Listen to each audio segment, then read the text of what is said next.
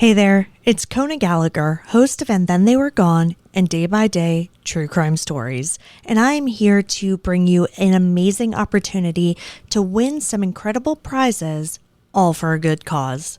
Join the Texas Advocacy Project's The Big Game Football Squares raffle on February 9th, 2025, and help support survivors of power-based abuse. For every $100 donation, you secure a square and a chance to win amazing prizes. You can choose from two exciting grids. The Hawaiian Paradise Grid offers a grand prize of a 7-night stay for two at a luxury resort in Oahu or the Big Island. Or play the Beachfront Mexico Grid for a chance to win a 4-night, all-inclusive stay for two at a 5-star Marival luxury resort in Banderas Bay or Nuevo Nayarit, Mexico. Your contributions help survivors understand their rights, navigate the justice system, and secure emergency protective orders.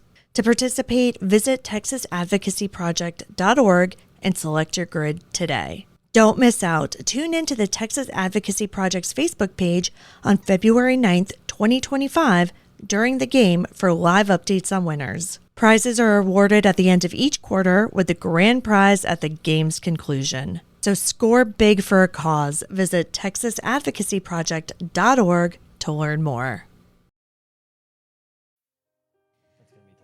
Lindsay and Patsy Worledge weren't in a good place. The couple, who had been married for 10 years, had 3 children, all 2 years apart. 8-year-old Eloise, 6-year-old Anna, and 4-year-old Blake. They lived in a nice house near the sea in Victoria, Australia. But there was trouble in paradise.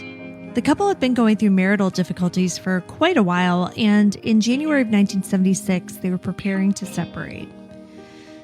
The couple probably thought that the dissolution of their marriage was going to be the worst thing that would happen to their family. But on the morning of January 13th, 1976, their youngest child, Blake, came into the bedroom to tell them something that would change their lives forever. Eloise was missing. The girl had been safely tucked in her bed the night before, but on this morning, her bed was empty and the window was open. A search for their daughter was immediately launched, and this would become one of Australia's most enduring mysteries. When a person goes missing, there's a special kind of pain in the not knowing. I want to tell you the stories of those who never came home. I want to tell you the story of Eloise Worledge. I'm Kona Gallagher. And I'm Ethan Flick. And this is And Then They Were Gone.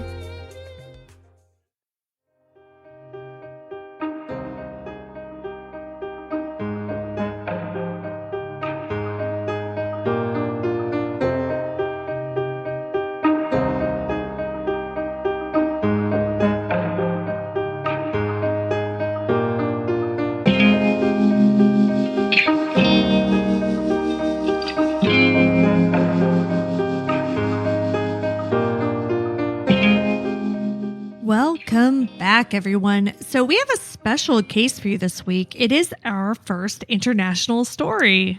Yeah. So right away, I'm thinking of the case that happened in Portugal. Maddie McCann. Yeah. I mean, so yeah, you're right. This is our first international case, and just from the brief synopsis you just said, like I'm immediately thinking of Portugal and Madeleine McCann. Yeah. Okay. You said Maddie McCann. Yeah. I guess that's the same, but that's immediately where my thought process goes to. Hopefully, I'm not right. And this is not going to be a story about how the Australian PD or whatever locality in Australia blundered the case.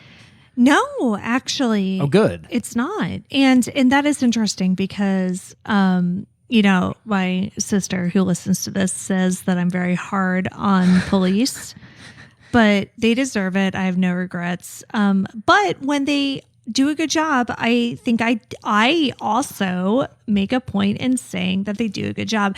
So the Morgan Nick case is one that stands out to me. I have no complaints with how the police handled that. Yeah.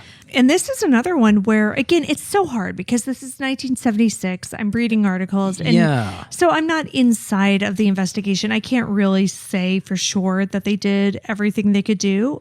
But from the articles that I read, many of which I was able to find contemporaneous articles, it really does seem like they just went for it and they did everything they could possibly do. Kind of like to briefly touch on policing and missing persons cases. Mm-hmm. Now, again, I have no training in missing persons cases because that is not anywhere near my purview in law enforcement. Mm-hmm. But I will say, in general, I have been to a police academy. And the investigative portion of the police academy. And was it Police Academy 4? Stop or because that was the best one? Was that Citizens on Patrol? I think so. We're so old. Yeah. Most of our viewers are like, what is viewers? Also, they're not viewers. Yep. Nope. It's a podcast. Yeah. Okay. Most of our listeners are probably like, what is Police Academy? Mm-hmm.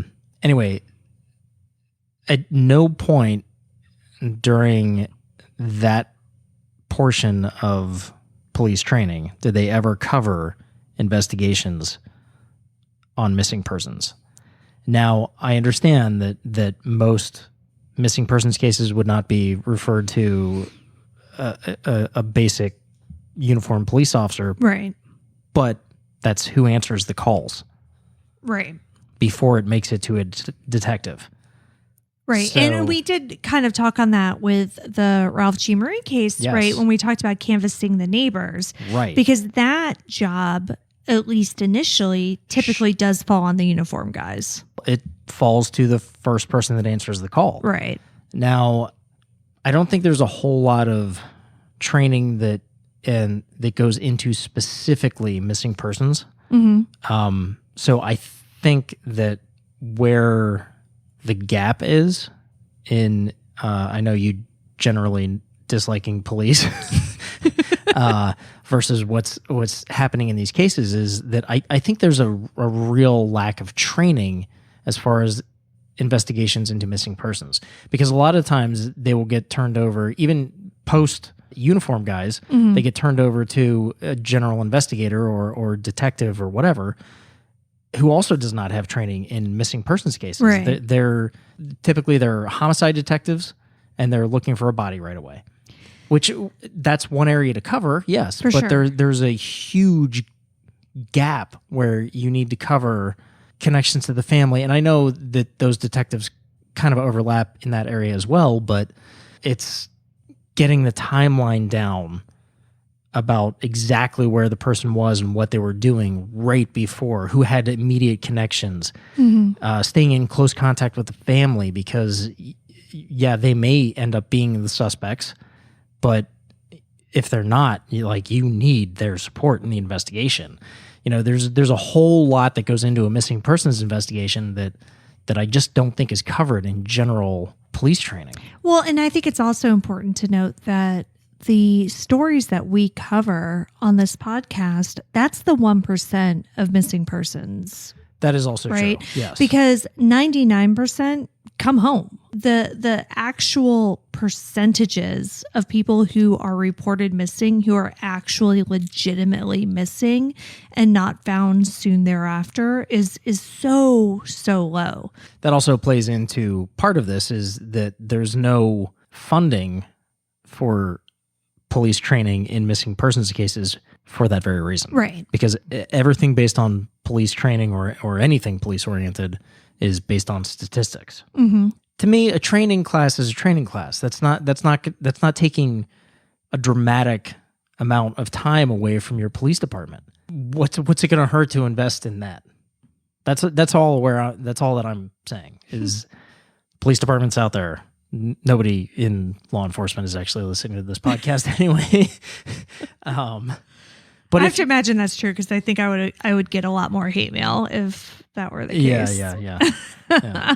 But that would be my advice. But I do talk a lot about the police response in this case with Eloise, and I really do think that they did what they could do, I mean, because this is just one of those cases where there just is so little to go on, but they knocked on every door, literally, which I will get to. Yeah, let's get into it. But yeah, so first of all, before we do, I want to give a big shout out to one of our supporters on Patreon, Christine H., because this case was actually a suggestion from her. She lives in Australia, and she told me that this case is kind of stuck with her for her entire life. So it seemed interesting. I want to dig a little deeper. So thank you for the suggestion. Yeah, thank you. Yeah. And then before we get started, I'd also like to give a shout out to our newest supporter on Patreon, Lee M. Thank you, Lee. And if you are interested in supporting us via Patreon, you can do so at patreon.com/ATTWGpod. But now let's get started on Eloise's story. Yeah, let's get into it.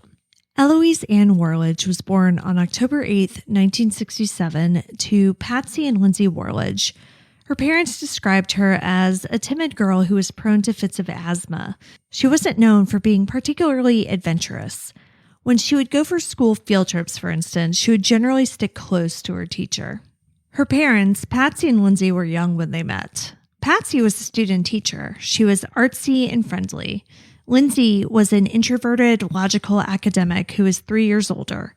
The pair seemed to be opposites personality-wise, but they clicked and were soon married. The couple moved to a home just over 500 yards from Beaumaris Beach in Victoria, Australia, and started their picture-perfect middle-class lives. And it really was for a time. The neighborhood was close to schools and shops, and they made friends in the neighborhood. It was one of those idyllic places where the children all played outside together and the parents threw barbecues for the neighbors. As I mentioned before, Eloise, who was soon to start 4th grade, was a shy girl, but, she was kind of starting to come out of her shell a little bit.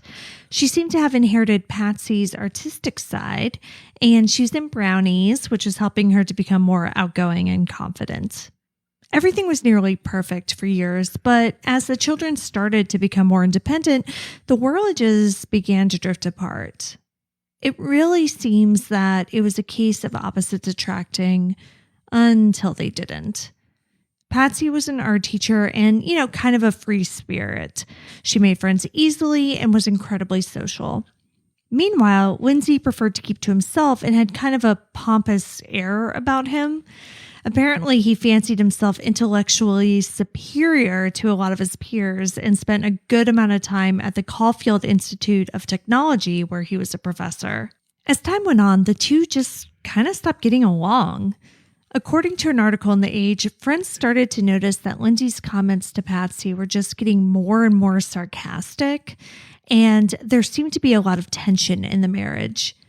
And apparently it was so bad that even Eloise was starting to notice. Patsy seemed as though she wanted to save the marriage, so she suggested that she and Lindsay attend couples counseling. But Lindsay didn't want to have anything to do with that. So instead of giving up, though, Patsy just went to counseling on her own. But if she had been trying to repair her relationship with Lindsay, therapy actually seemed to have the opposite effect.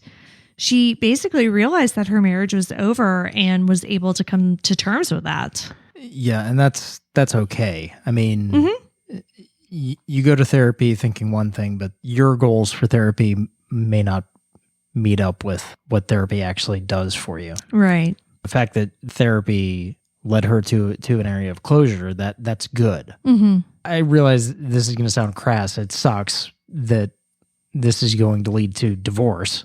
Presumably, I don't know. You're telling me the story, but I mean, you get to a point where sometimes you can't fix things.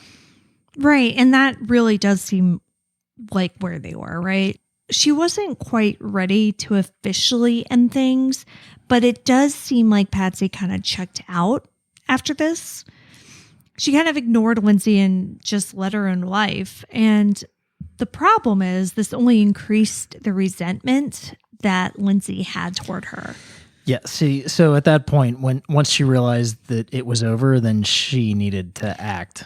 Right. As opposed to letting things go on. Yeah. Yeah, that's exactly what happens. If one side realizes it's over but doesn't act on it, then it's just going to come back as resentment from the other side because the other side is still thinking, at least it's in some way, that they're still in it. Yeah, and you got to keep in mind, too, this is 1975, right? Yeah, right. I And mean, who so I knows think what's that- going on? I yeah. mean, this is past the free love, quote unquote, era of the 60s, but Yeah, the 70s but weren't a whole lot better. They really weren't. And, people weren't getting divorced. Like, I mean, Stepford Wives came out in the 70s. Like, the whole idea of a nuclear family was still very much alive and very important. And a lot of emphasis was placed on keeping that intact.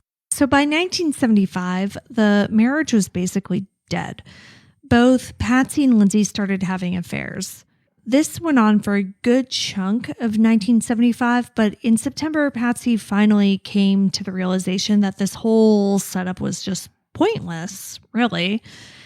It wasn't going to give either of them long-term happiness, and it wasn't ultimately in their children's best interest either. So she began to talk about separating.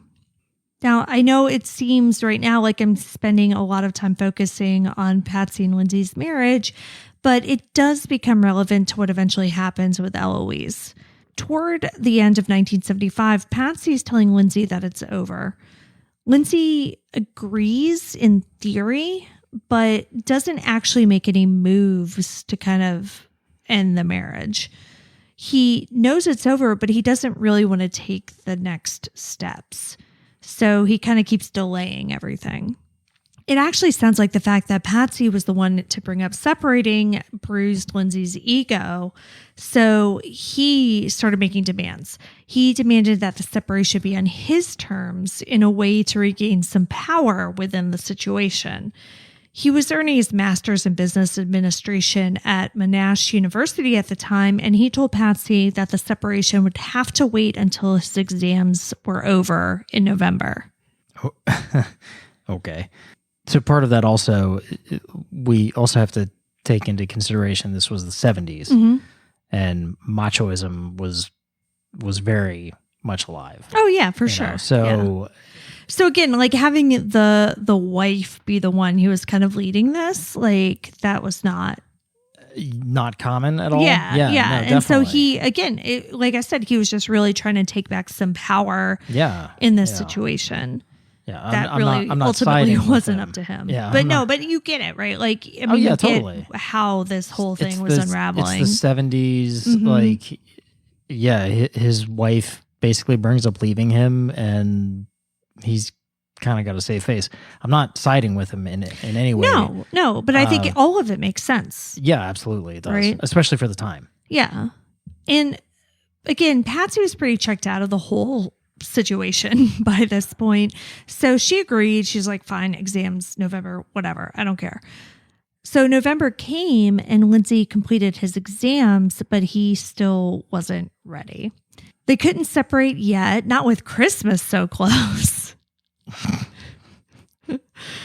So that, it wouldn't be fair to the children. So, Sure. Right?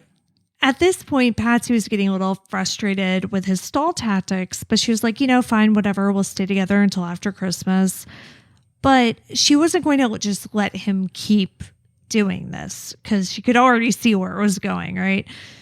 So she set a date. Her 33rd birthday was on January 10th, and she wanted him out by then. That's good, setting your boundaries. Right, exactly. And it seemed like Eloise was team mom throughout all of this and started to become distant toward her father. When they finally broke the news to her, Patsy said that Eloise, quote, took the news in her stride, end quote. The other two children were presumably a bit too young to really realize what was going on. They were 6 and 4 at the time. But January 10th came and Lindsay was still there. By this time, Patsy was pissed. She had been accommodating, but again, she checked out of this relationship months ago and she was ready to move on with her life. And from her perspective, Lindsay was just hanging on for no reason. So the relationship only further deteriorated. And because of this whole situation, the couple wasn't really communicating very effectively, as you can imagine. Yeah, shocker. Right? So while Patsy's perception was that Lindsay was never going to leave, he actually was making plans to move out. Oh, so were all of these delay tactics so that he could set up his own life? I mean, I don't think so. I think some of them was just he really was delaying just for the sake of delaying. But no, he eventually did start doing things. Okay. He had been looking at rental properties, and he had even toured one on January 10th, but he just hadn't made a final decision yet. So he had told the estate agent that he needed a few days. So he wasn't quite sticking to Patsy's timeline, but he was making moves. Okay. But Patsy was done. Her friend who lived across the street threw a birthday dinner for her and invited their friends from the neighborhood. So Patsy basically threw up deuces to Lindsay and went alone to the dinner. And that was a big statement because, again, this is one of those really tight neighborhoods where everybody's friends with everyone else. And so by going to this birthday dinner alone, she was basically telling the entire neighborhood that her marriage was over. So it was extremely public. And this was the type of thing that was apparently just not done in this time or place, right? It was a huge, huge deal. According to that same article in The Age that I mentioned before, the whole thing kind of made the guests nervous, actually. They thought that Lindsay was going to react badly. There was, quote, a general feeling that this was a humiliating act and that a serious confrontation could result, end quote. And it does appear that the guests were half right, at least. There was no big confrontation or anything like that. Lindsay didn't come over and cause a scene, but he did skulk around outside like a creep. What? Why? Well, so several... These are all friends of his as well, right? Yeah, I know. But so it was that's, I think, what made it even more creepy, kind of. So several guests from the party say that they felt like they were being spied on. But Lindsay says he was only outside inspecting the cars of the people who were there. In a normal way.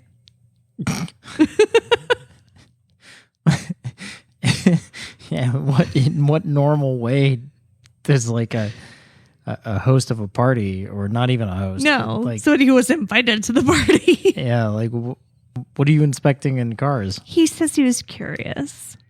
Just, want to see who was there. In a cool way. Okay. Yeah. So when Patsy came home around 2 a.m., Lindsay was still up waiting for her. The couple got into an argument that apparently got loud enough that the neighbors heard. And these are, single family homes, to be clear. We're not talking townhouses or apartments or anything. And the neighbors considered calling the police, but ultimately decided against it because they didn't want to, get involved. Yeah, as is the case. Right. What it seems like is that Lindsay liked to seem as though he was in control, but he was having a much harder time with the breakup than he was letting on. It's weird for somebody that's a control freak to freak out when he loses control. I know, so strange. So the next morning, Patsy was like, all right, dude, you got to go. So Lindsay called up that estate agent that he had met with and said that, he'd take the flat that he'd looked at with them. So that was all sorted. He was like, all right, whatever. I'm out. This isn't working. I get it. I'm leaving. Good. Yeah. And so on Monday, Lindsay had a gig as a guest speaker at Honeywell Securities. And whether it's just the way the industry was or if he was drinking away his problems, Lindsay went pretty hard that day. So he went to lunch with an executive at Honeywell and they shared a carafe of wine. Nice. Right? But the problem with carafes is that they aren't a standard size. Yeah, you don't know how much is actually You don't. It's a that. really fun gamble. Could be half a bottle of wine, could be 2 bottles of wine. Exactly. You don't know. Exactly. You don't know. And that's why it's the best kind of roulette. But so we don't know. All I know from the article is that they shared a carafe of wine, but I don't know how much that is, you know? Yeah. So that could be a very small amount or an insane amount. I don't know. But either way, he continued after work and met some coworkers for drinks at a local hotel. And again, we're getting into weird measurements now because the article said that he had a jug of beer at the pub. And I don't know what that means. Is that some Australian measurement that we don't know about? I think it is, but I think it might also be a pitcher. Oh, okay. Right? Like that would kind of make sense, wouldn't it?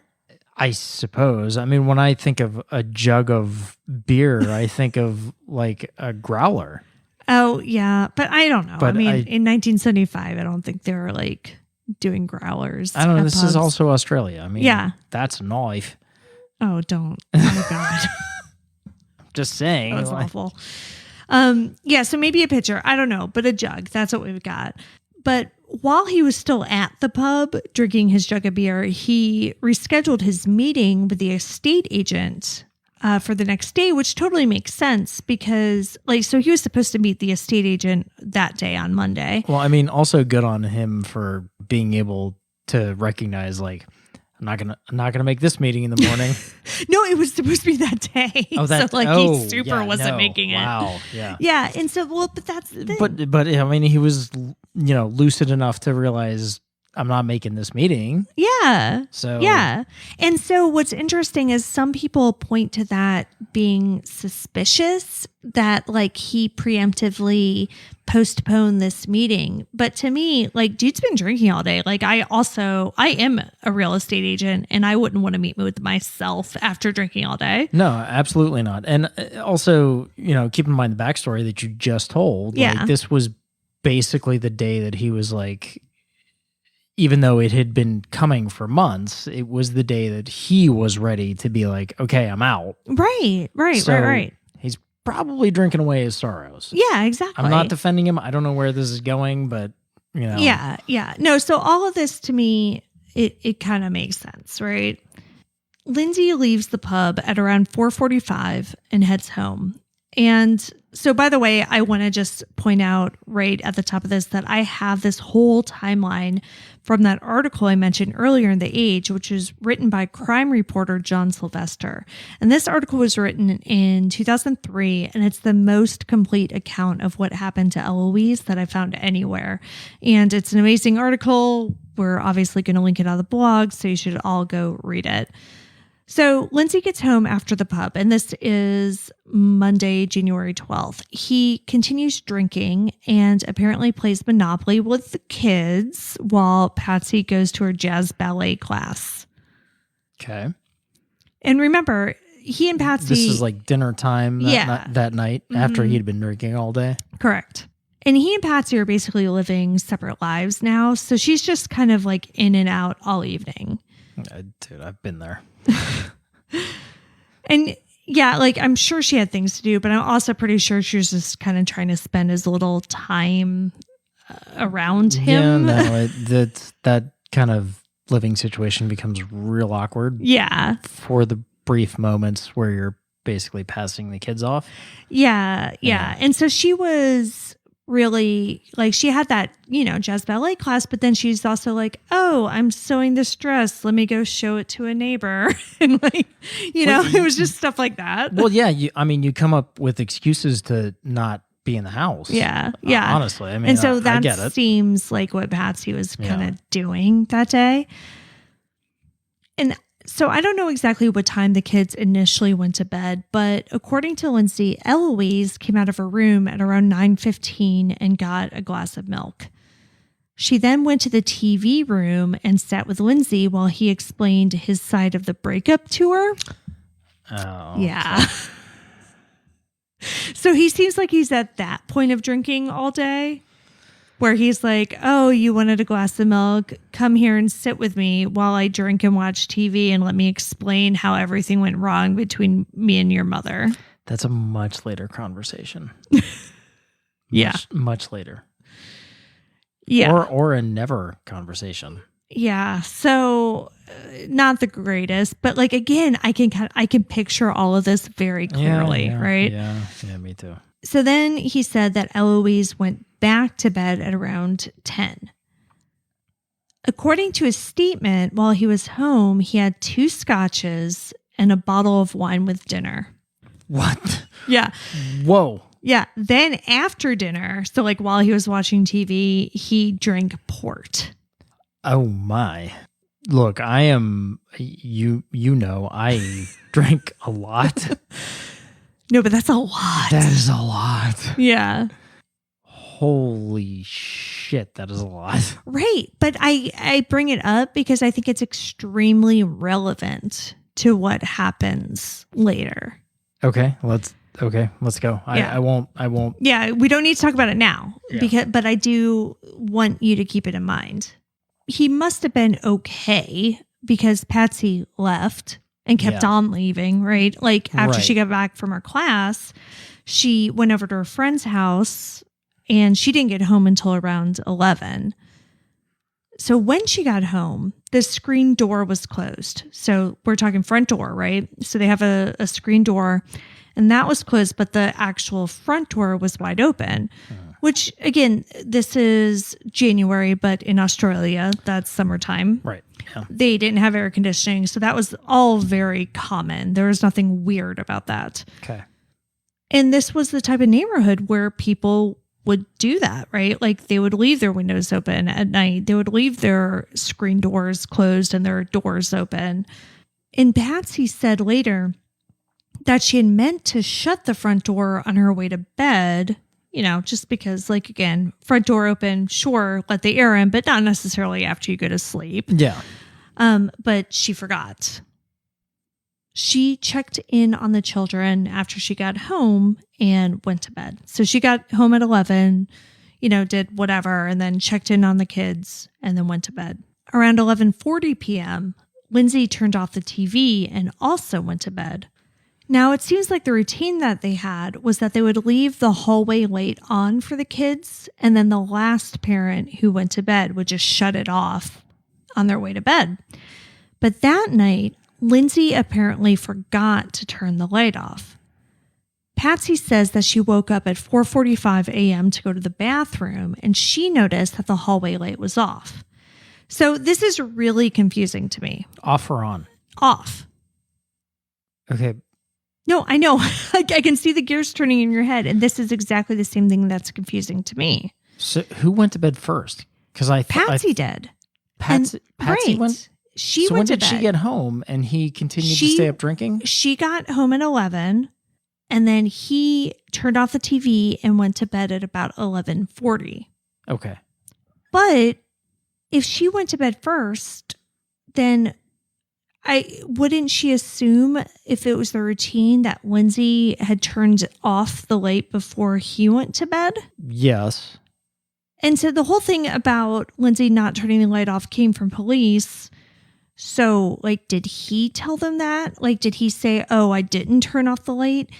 And if so, why wouldn't he have turned it off? The only other thing I could think of that would make sense is if Patsy went to bed first, right? So she went to bed, she was in bed, but not necessarily asleep. And then Lindsay came in at 11:40, did not turn the hall light off on his way in.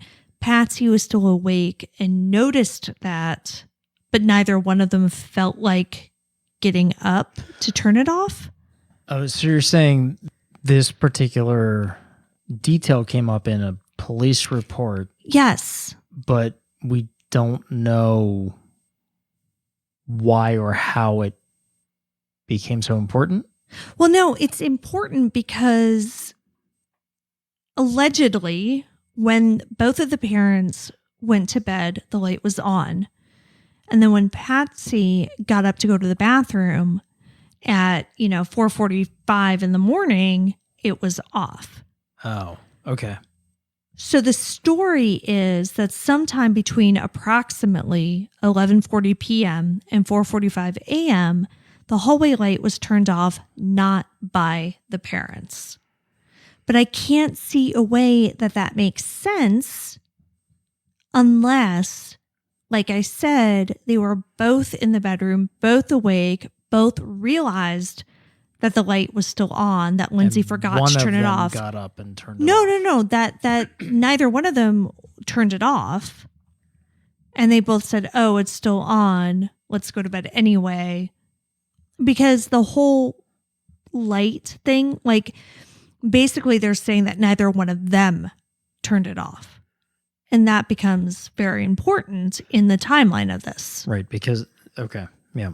And they both noticed that the light was still on, but neither one of them are claiming to turn it off. Well, that's what I have to infer, because either way, like, because otherwise it doesn't make sense. Okay, so let's get into the details of this, because, we're talking about a light, but I don't know the significance of the light other than them creating a timeline. Right. And that the light was on and then it was off and they did not turn it off. Also seems like a weird thing for a kidnapper to do. Sure. But let's just get through it. When Patsy and Lindsay gave statements about what happened the next morning, like, their times didn't exactly match up, but police kind of say, it's obviously very stressful and, sometimes sure, and they were times don't match up. Also both drinking, so, Well, no, we don't know that Patsy was. There's nothing about that. Okay. But in any case, according to Lindsay, so this was his initial police statement, he woke up at around 6:30 and went and got the milk and the paper from the porch, like, so cute, before returning to bed. Shortly thereafter, Anna and Blake came into their parents' room and started playing. Blake apparently said that Eloise wasn't in her room, but no one really paid attention to him. At around 7:30, Patsy got out of bed and then, went to go try to find Eloise. But 10 days later, Lindsay made like a second statement to police. And in that statement, he said that Blake was already in their bed when he woke up around 7 a.m. and that Anna came in around 10 minutes later. He said that he asked the kids to get the paper, but they ignored him, which sounds right. Very correct. Yeah. And so he went and got it. And he said that the front door was closed at that point and that the clock in the kitchen said 7:15. Patsy's original statement to police said that she got out of bed at 7:55 a.m. and Anna ran up and told her that Eloise was gone. But in her statement, her second statement 10 days later, she said that she had taken a shower before Anna had alerted her. Okay. Patsy said that she was checking the front of the house when Lindsay called out to her from Eloise's room. She came in and he showed her that the curtains were pulled to the side, the window was rolled open, and the screen was cut. So, first floor bedroom? Yeah, it's all like a one-floor house. Okay. Now, I'm just going to cut to the chase and tell you that Lindsay became a suspect almost immediately. Okay. And, this is for a few reasons. The simplest one is that when a child goes missing, typically it's because someone close to the child did something. Sure. And that person is often a parent. But there are a few more non-basic reasons, one of which was Lindsay's affect. Now remember, this is a man who is very logical and introverted. He's not big on showing emotions and vulnerability. Though it does seem that he has a temper, as evidenced by the fights that the neighbors overheard. So Lindsay calls the police, but he doesn't call 000, which is the emergency line in Australia. He calls the Beaumaris police station. So this is a little weird on its own, but police also later say that when he called, he was pretty chill about it. He said that there had been a break-in and that the only thing missing was his 8-year-old daughter. Okay, so a couple of things there. First, obviously weird to say that about a break-in at your house. Say the only thing missing is my daughter. I think I'd report it as an abduction first. But that aside, calling 000, is that what it is? Mm-hmm. Which is equivalent to 911 stateside. This is also the 70s, and that in the 70s, 911 was very new. That was not something that would it would be more common back then to actually have your local police department number. Right. So him not calling 000 aka Australia's version of 911. Like that's in the 70s. Like that's not uncommon. So police came, and once they saw the cut screen in the bedroom window, it became clear to them they don't need to waste time thinking that this is like just some little girl who kind of slipped away. Or good. Was, there we go. Yeah. So the responding officer called in detectives right away, and a search party was formed. According to an article in the Canberra Times from Wednesday, January 14th, 1976, just a day after Eloise was reported missing, more than 60 police officers joined in the search on Tuesday, concentrating on the 3-kilometer radius around the Worledge home. Excellent. Mm-hmm. Excellent. Yes. Exactly. But unfortunately, they found no trace of her. I don't want to sound crass and say it doesn't matter, because I mean obviously it does. but like they did it. Fucking A for effort here. Right. Yes. Yeah. And unlike in some cases we've covered, the police also canvassed the neighborhood, and they immediately heard reports of a prowler in the area the night that Eloise went missing. But police were leaning less toward a random stranger abduction and leaning more toward somebody closer to Eloise being involved, with one of the senior officers telling the paper, quote, "It is very probable that the abductor would have known the family as he knew which window to go to," end quote. Which, like, okay, sure, yes, but that's not definitive to me. No, it's not definitive to me either. Yeah. What on the suspicion of dad in this particular case? Let's set aside of the fact that like what in the holy living hell would be the motive. Mm-hmm. I'd be curious how the screen was found. Oh, we're going to get to both of those things, actually. All right. Because speaking of motive, it should be mentioned that someone else thought the abductor was close to home. Eloise's mother, Patsy.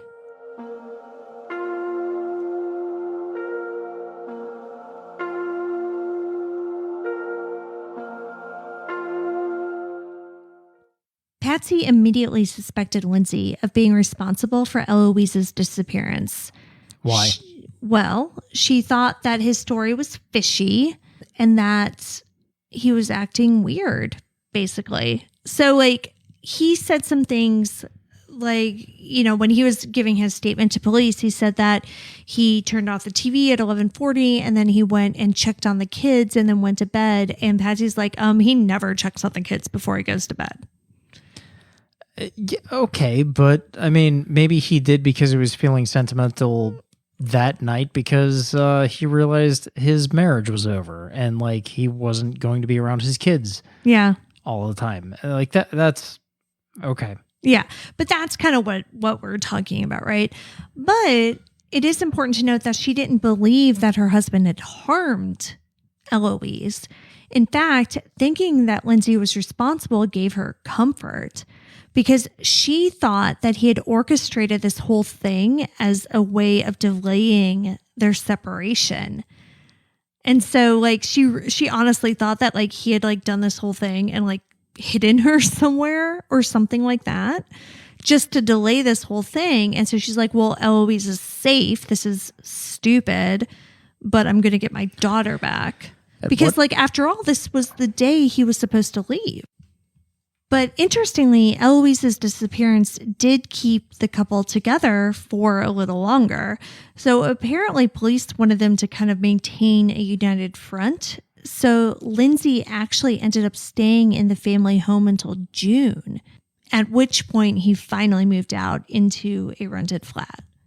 For his part, Lindsay vehemently denied being involved from the very beginning and even demanded to take a polygraph, like immediately, which the police did not take him up on.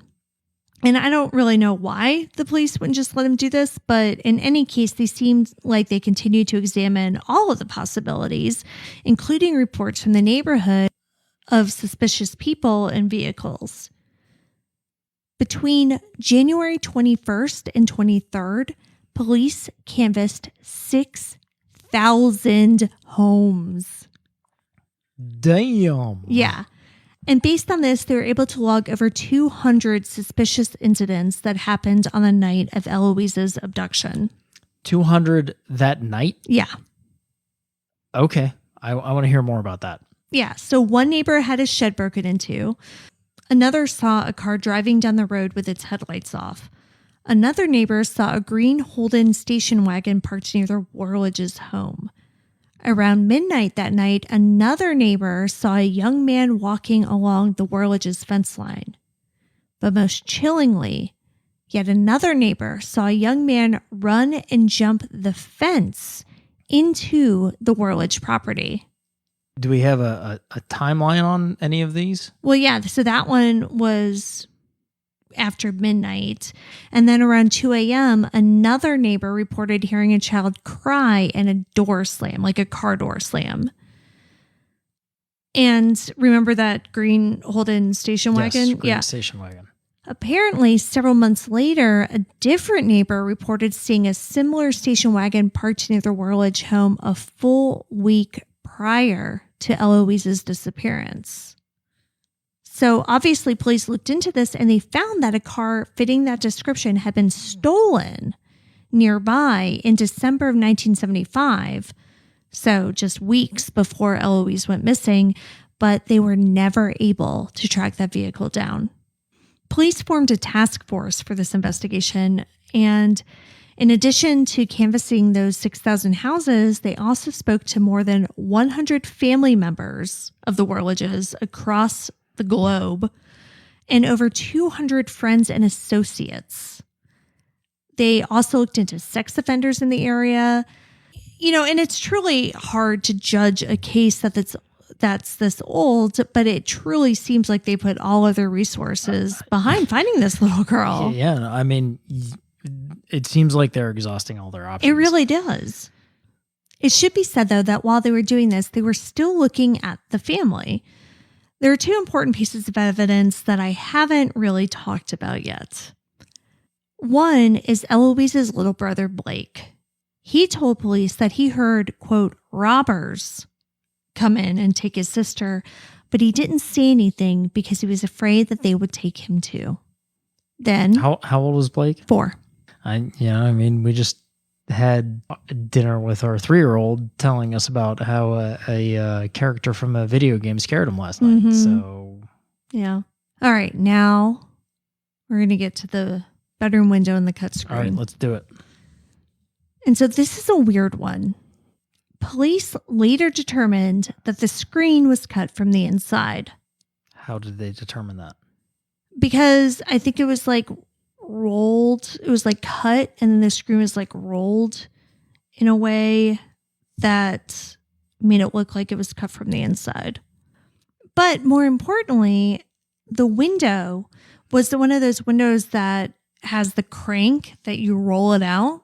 It wasn't like an up and down window. Okay. And it only opened to 38 centimeters. So it was open to its max width of 38 centimeters, which I asked Alexa, and it's only about 15 inches. We literally have one of those windows right here in the recording studio where we're sitting. That would be very difficult to get somebody out of. Exactly. And I saw a picture, and we have a picture on the blog. Like, they took a picture of Eloise's room. And again, I have no spatial reasoning. So I'm like, 15 inches seems too small, but I don't know. But when I saw the picture, like 15 inches is too small. Like, there's no way that an adult could get in and out, much less an adult with an 8-year-old child. Yeah. Did any of those pictures show the screen as it was? No. Okay. But this window, like, I know the screen bothers you. I don't care about the screen. The window bothers me. It bothers me because both parents admit that the front door was left wide open. So if one or both of them were trying to misdirect the police by cutting the screen, why? Right. Wouldn't it be just as likely that a random abductor would just walk through the door that was left open? Yeah, provided they knew the front door was open. Right. Well, I mean, eyes. Like. No, I get it. And especially considering the reports of this green Holden station wagon. Yeah, the green station wagon being in the neighborhood for a week Right. beforehand, and all of these instances of people jumping the fence, people casing basically the house. And these were reports from neighbors. Yeah. Not them. Not them. I don't know what the motive would be aside from stranger abduction, but that seems like a lot of work to get to a stranger abduction, you know? Yeah, but the window thing was so, like, the screen, people are like, oh, well, it's somebody who is connected to Eloise, and they cut the screen to make it look like somebody snuck in through the window, but it's just like, the door was open, like, whether it's somebody who was related to Eloise or a stranger, the door was open. Right. Like, they could have very easily done that. This makes sense. And so with the door being open, that to me, it makes it equally as likely as it was a stranger or somebody she knew, right? Because, if she's this timid girl who's not going to go willingly with some stranger, then she's certainly not going to go without making a fuss through this 15-inch window. By the next Monday, January 19th, police told the Canberra Times that they had what they hoped was a break in the case when they brought in a 23-year-old man for questioning. Detective Superintendent Fred Wariak told the paper, quote, "This is the best lead we have had so far. We are following certain information that he has given us," end quote. But ultimately, nothing seemed to come of it. By January 22nd, the state government had offered a $10,000 reward for information about Eloise's abduction, which in today's dollars would be over $60,000. But still nothing. The task force disbanded in late February, and Eloise's case went cold despite the search being the largest in Victoria's history. A year later, Patsy was interviewed for The Age, and she expressed optimism that Eloise was still alive out there. And this belief was based mainly on the fact that she had no proof that she wasn't. The year, of course, had been a nightmare that had changed the entire town. Parents in their suburb started locking their doors and keeping their children closer. They would shut their windows during the summer despite not having air conditioning. But beyond just the general destruction of an entire town's way of life, the Worledge family was further victimized. About 2 weeks after Eloise's abduction, the family received a call from a man who said, quote, "I have your baby. I have your baby. I want $10,000. Yeah, there we end go. Quote. Yeah. And that call turned out to be from a 17-year-old who was simply making a prank phone call. Over the years, the case got transferred around and reinvestigated. In the early 80s, a few new suspects emerged. In 1975, Patsy and Lindsay were involved in a local theater troupe. One of the other members was apparently a convicted child molester. Also, another man who was convicted of similar crimes worked at a nearby milk bar and could have encountered Eloise. But other than their records and their general proximity to her, there was no other evidence linking either of them to her abduction. Yeah, and it's also important to note this is the 70s, so DNA existed. Right. The science behind discovering DNA did not exist. Correct. Yeah, and I think when we talk about DNA, it's important to note that there was no blood found at the scene. There was nothing like that. Yeah. So even if DNA testing was available, there's just very little that could have been tested. Yeah. And that does kind of come into play in a little while. Okay. All right. So there were also rumors over the years that a famous serial offender, Raymond Mr. Stinky Edmonds, could have been responsible for Eloise's disappearance. Of all the names I know. for a criminal, like I know. You can't want that to be your name in the newspapers. Yeah, so he was convicted of a series of rapes in the 70s and 80s and also convicted of molesting his 3-year-old daughter. He eventually went to prison for the murder of a teenage couple. And police think he was responsible for many, many more crimes. Was he in the area? Yes. So that's the thing. He was in the general area and he did drive a Holden station wagon. Okay. But other than that, there isn't any other evidence Connection. that links him to Eloise at all. Right. That prank call that the Worledges received in the weeks after Eloise's disappearance wasn't the only incident of that kind either. They also received a letter that was signed from a man named Fred, who alluded to Eloise being sexually assaulted. It took 19 years, but in 1995, a man by the name of Ken Benfield was put on trial for sending this letter after his fingerprints were matched to the letter.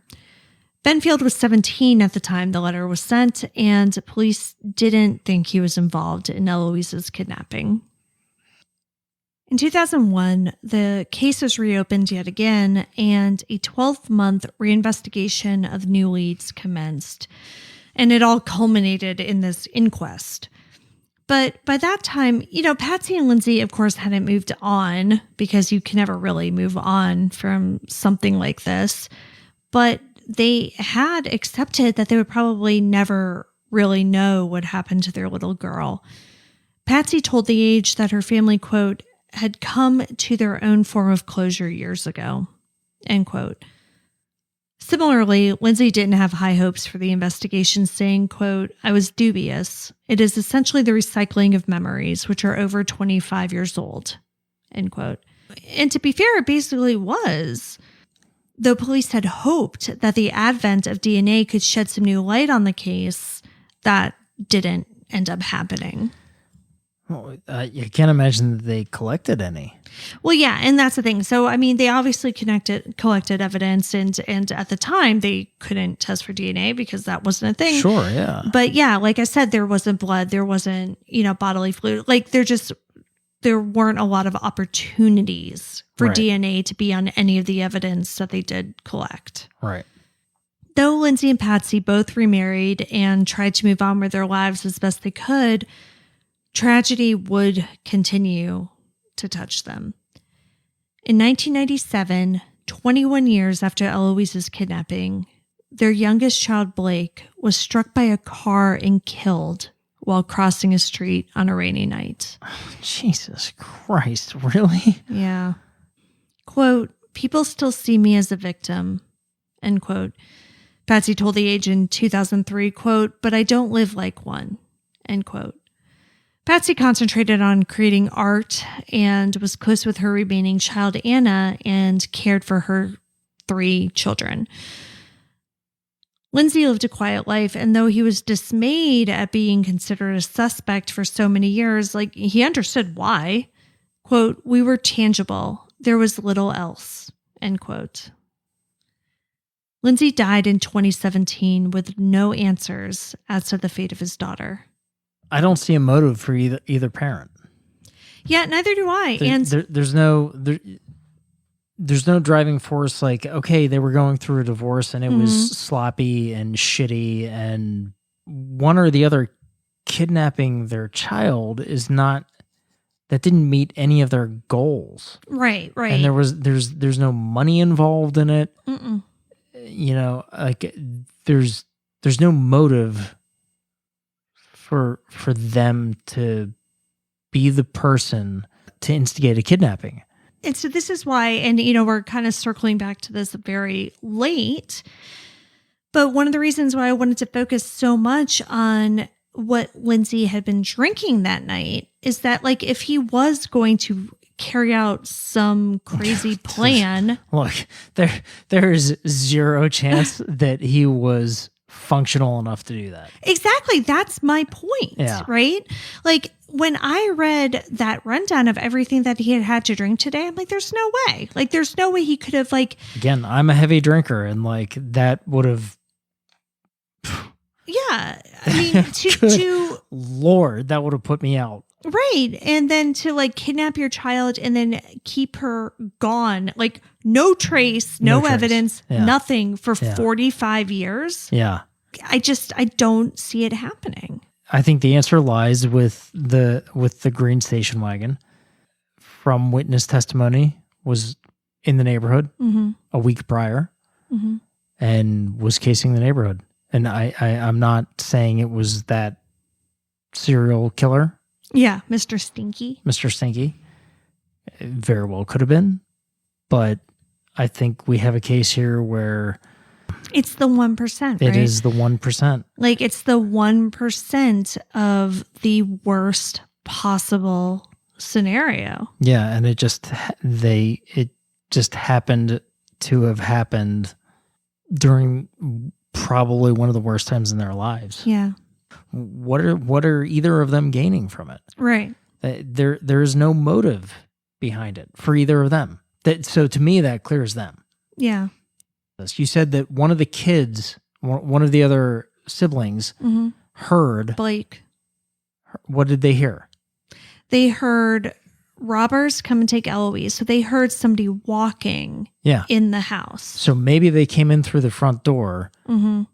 tried to push her out the screen door for whatever reason. Right. And then realized it was too small. Yeah, and then took her out the front door. Yeah, no, and that could be it.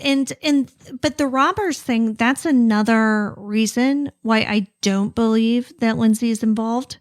Because to me, he said robbers plural. Yes. First of all, which who knows if it is. Like, okay, he's poor. It's the middle of the night. Yeah, who knows? But I just think that if it were his dad, he wouldn't have said robbers, because the way he described it, it was like he was in bed scared.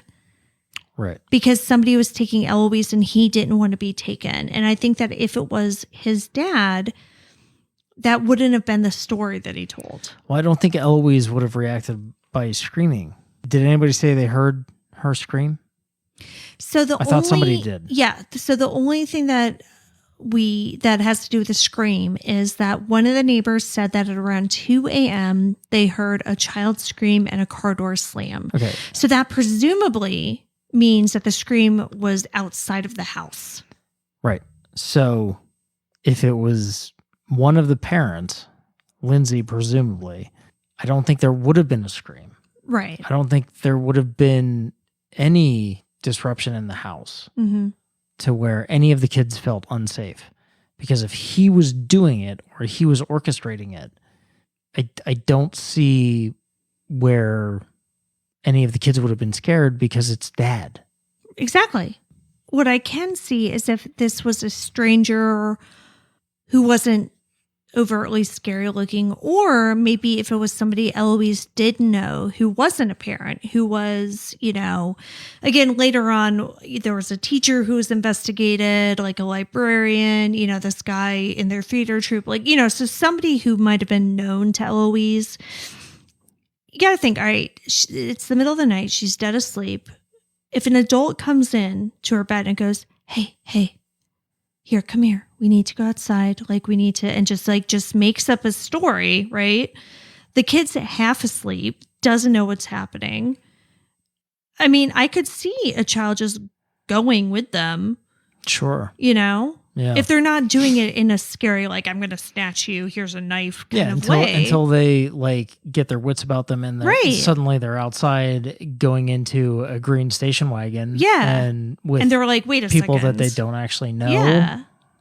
Yeah. Yeah. But that initial, hey, all right, I need you to get up. We're going to go and we need to leave and we need to go to the hospital. We need to go because your mom had an accident. I don't know, just making up some sort of story, right? And I can see that, if a kid's half asleep, just going along with that to a point. Yeah, and I do think the screen, I'm still hung up on the screen. I think it's a red herring, but not on purpose. Right. Yeah. I think. Yeah, it could be just an abandoned plan. So I would like to see the layout of the house. Mm-hmm. And what is immediately behind that window. So is that where neighbors saw the green station wagon? I mean, I do think it's the front of the house, but I'm not positive. I'm just wondering whether they went in through the front thinking that they could cut the screen and push her out through the back. And then realized, shit, like it's actually too small. They can't actually fit her through it. And then dragged her out back through the front. Yeah. And that's why the police are insisting that this was cut from the inside. I don't see the motivation from the parent side. Yeah, and neither do I. But Eloise's kidnapping still captures attention across the world, and especially in Australia. But Patsy is at peace with not knowing, saying, quote, "I long ago realized that I didn't need to know what happened on that night," end quote.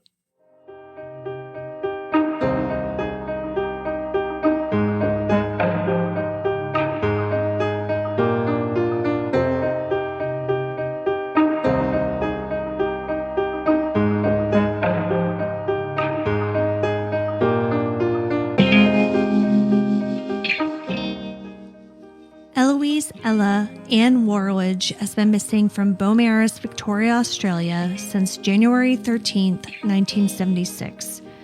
She was 4'7" and was wearing yellow pajamas with the words rock and roll on the front and a music clef on the back. She was 8 years old when she went missing. She would be 53 today.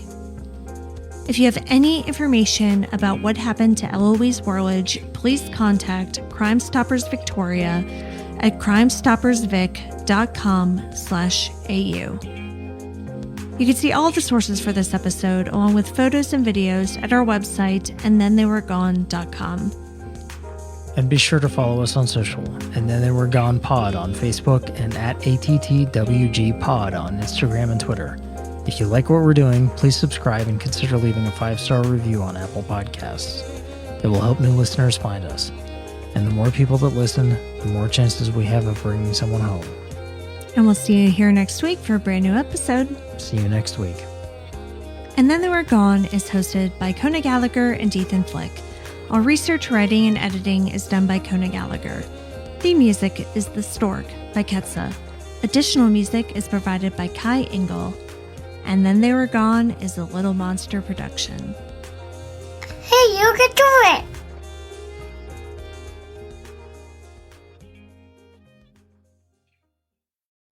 Hey there, it's Kona Gallagher, host of And Then They Were Gone and Day by Day True Crime Stories. And I am here to bring you an amazing opportunity to win some incredible prizes, all for a good cause. Join the Texas Advocacy Project's The Big Game Football Squares raffle on February 9th, 2025, and help support survivors of power-based abuse. For every $100 donation, you secure a square and a chance to win amazing prizes. You can choose from 2 exciting grids. The Hawaiian Paradise Grid offers a grand prize of a 7-night stay for 2 at a luxury resort in Oahu or the Big Island. Or play the Beachfront Mexico Grid for a chance to win a 4-night, all-inclusive stay for 2 at a 5-star Marival luxury resort in Banderas Bay or Nuevo Nayarit, Mexico. Your contributions help survivors understand their rights, navigate the justice system, and secure emergency protective orders. To participate, visit texasadvocacyproject.org and select your grid today. Don't miss out. Tune in to the Texas Advocacy Project's Facebook page on February 9th, 2025 during the game for live updates on winners. Prizes are awarded at the end of each quarter with the grand prize at the game's conclusion. So score big for a cause. Visit texasadvocacyproject.org to learn more.